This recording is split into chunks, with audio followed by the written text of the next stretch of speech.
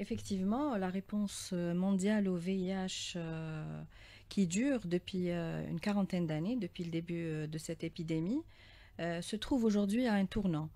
Ce tournant a été rapporté lors du dernier rapport mondial de NUSIDA 2024 qui est intitulé L'urgence du moment, le sida à la croisée des chemins, nous démontre qu'effectivement, nous sommes déjà à mi-chemin de l'objectif qui a été fixé pour 2025 lors de l'engagement inscrit dans les objectifs du développement durable, les ODD des Nations Unies. Qu'aujourd'hui, à la fin 2023, on a moins de personnes qui ont contracté le VIH, effectivement. On a, par rapport, bien sûr, versus les années 80, on se compare à un chiffre qui était très élevé au début des années 80. Aujourd'hui, on a 40 millions de personnes, 39 millions,9 on va dire, de personnes qui vivent avec le VIH. On a 1,3 million personnes qui ont été contaminées juste en 2023. Mais après, on peut se comparer aussi à 2010, où la contamination était très élevée. On a eu à peu près 2,3 millions. Donc on a un recul. On a aussi 31 millions qui ont été mis sous traitement dans le monde, sous des ARV, versus 2010, où on avait 7,7 millions de personnes seulement qui étaient traitées. Donc on a une avancée de 77% de personnes qui sont traitées sous ARV. Ça, c'était le côté positif. Oui. Mais il reste aujourd'hui 9,3 millions de personnes qui ne sont pas traitées dans le monde. Donc, qui sont pas traités, et donc ils connaissent leur statut sérologique, mais qui ne sont pas traités. Parce qu'elles n'ont pas accès aux soins. Elles n'ont pas accès. Oui. On parle de l'Afrique subsaharienne, oui. On parle de l'Afrique du Sud, on parle de 1,3 million qui ont contracté le VIH, et on a 630 000, malheureusement, personnes qui sont décédées en 2023.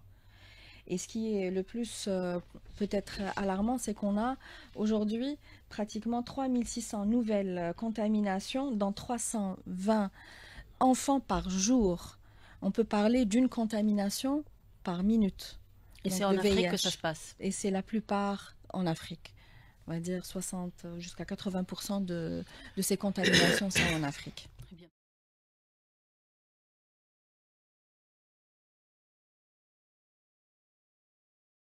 Mais je rejoins ce que disait Dr Hamed il y a quelques minutes. La Covid a aussi retardé cette riposte et cette activité.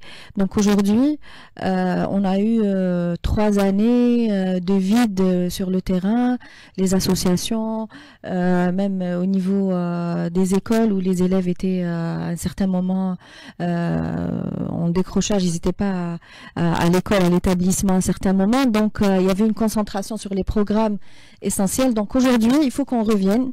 Et comme disait Dr Hamadi, il y a un comité qui travaille là-dessus pour accélérer cette riposte et la communication là-dessus.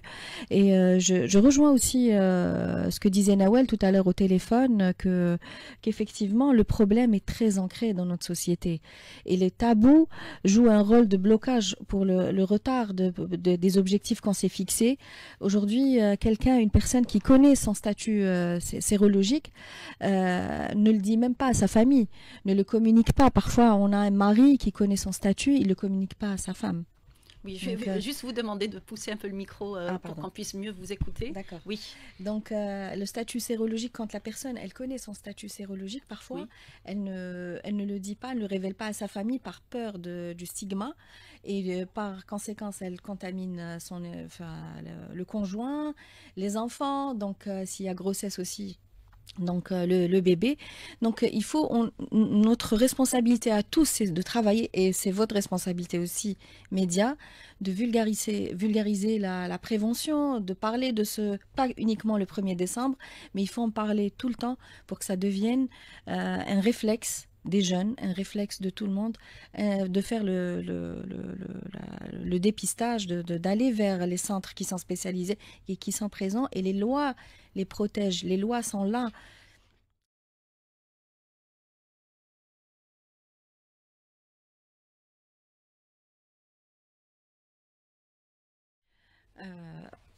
À mon avis, c'est l'avis d'ONU-SIDA, c'est l'accès. Donc permettre l'accès, c'est le financement. Donc oui. Toute la stratégie, elle est basée sur un financement. Aujourd'hui, on connaît la situation au monde, du monde qui nous entoure. Hein. Il y a des guerres un peu partout. Donc le financement diminue. On avait un objectif d'arriver à 29 500 000 pour pouvoir éliminer d'ici 2030 le VIH-Sida. Aujourd'hui, on n'en est pas là. On a des diminutions déjà de 2022 à 2023.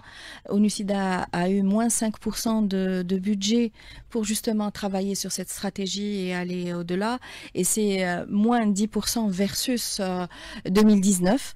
Donc on voit que le financement se tarit. Aujourd'hui, on compte beaucoup sur le financement local. Donc on travaille beaucoup sur les plaidoyers, comme disait Nawel, au niveau des secteurs, au niveau national avec le gouvernement algérien. On a des fonds qui nous aident à l'international. Mais effectivement, il faut ouvrir l'accès pour le dépistage. ONU-SIDA a des objectifs, on appelle ça 95, 95, 95, les 3 fois 95. Pour connaître les statuts sérologiques, il faut qu'on arrive à 95% des populations cibles qui connaissent leur statut sérologique, et 95% de cette population doit être sous traitement et mise sous traitement, et 95% doit arriver à l'élimination, à la suppression de la charge virale. Donc aujourd'hui dans le monde, donc on est à 86% des patients vivant avec le VIH qui connaissent leur statut sérologique. On est à 89% des personnes qui sont mises sous traitement, et à 93% des personnes qui sont arrivées à la suppression de la charge virale. Malheureusement, dans notre région MENA, on a une augmentation. Donc on a 28 pays dans le monde qui sont en progression. Après la Covid, après, comme je disais, le financement qui ont baissé. Oui. Donc, on a 28 pays dans le monde qui étaient en baisse, qui sont en train de remonter. On a remarqué que depuis 2010, il y avait une régression, mais depuis 2019, il y a une remontée des contaminations, des décès, de toutes les... Et dans la région MENA, on a les 95% dont on vise l'objectif d'ONU-SIDA et du ministère de la Santé, parce que c'est inscrit dans le plan national algérien, qui est précurseur, qui est pionnier dans ce domaine.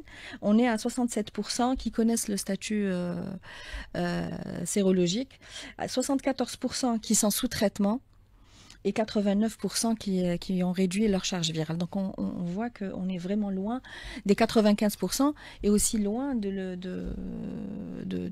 global, donc des objectifs qui ont été réalisés jusqu'à fin 2023.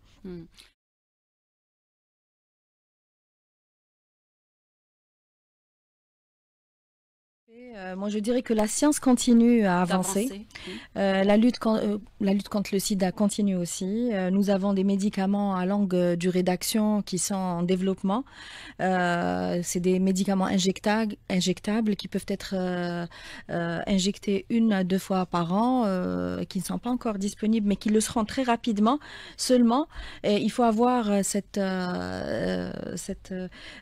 approche qui est fondée sur les droits humains et les avoir disponibles dans le monde entier à des prix accessibles. Et c'est le rôle d'ONU-SIDA qui est en train de travailler là-dessus. Et je voudrais juste un dernier mot, oui, pour rejoindre ce que disait Dr Hamadi, que le sida ne tue plus comme avant. Donc le statut viral, sérologique, on vit avec les traitements disponibles. Très bien.